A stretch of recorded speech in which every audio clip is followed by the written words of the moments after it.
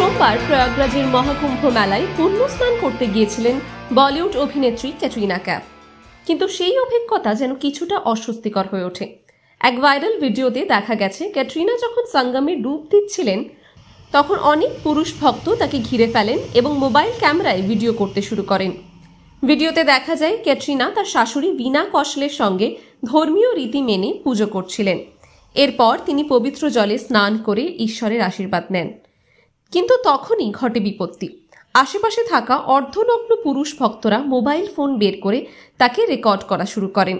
যদিও তার নিরাপত্তা কর্মীরা পরিস্থিতি সামলে দেওয়ার চেষ্টা করেন, ক্যাটরিনা নিজে পুজো অর্চনায় মনোযোগী ছিলেন এবং শান্ত থাকেন। এই ঘটনায় নেটিজেনরা ভীষণ ক্ষুব্ধ। তারা সামাজিক মাধ্যমে কড়া প্রতিক্রিয়া জানিয়েছে। একজন লিখেছেন, ভারতে ভিআইপি কালচার থাকা দরকার। ভাবুন তো, আপনি সঙ্গমে পুণ্য স্নান করতে গেলেন আর আপনাকে ঘিরে ধরল একদল অপরিচিত লোক যারা নিজেদের কাজ ফেলে অন্যের ভিডিও বানাতে ব্যস্ত। আরেকজন লিখেছেন, যারা ভিআইপি কালচারের বিরুদ্ধে কথা বলেন এটা তাদের জন্য যোগ্য জবাব। সাধারণ মানুষের ন্যূনতম শিষ্টাচার পর্যন্ত নেই। তবে এসব ঘটনায় মোটেও বিচলিত হননি ক্যাটরিনা কাইফ। তিনি গঙ্গা আরতি করেন এবং নিজের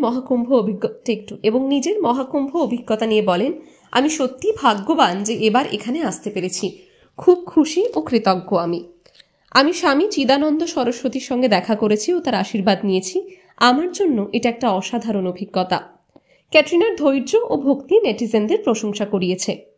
বলিউডের আরও আপডেটস পেতে চোখ রাখুন টাইমস নাও খবরে।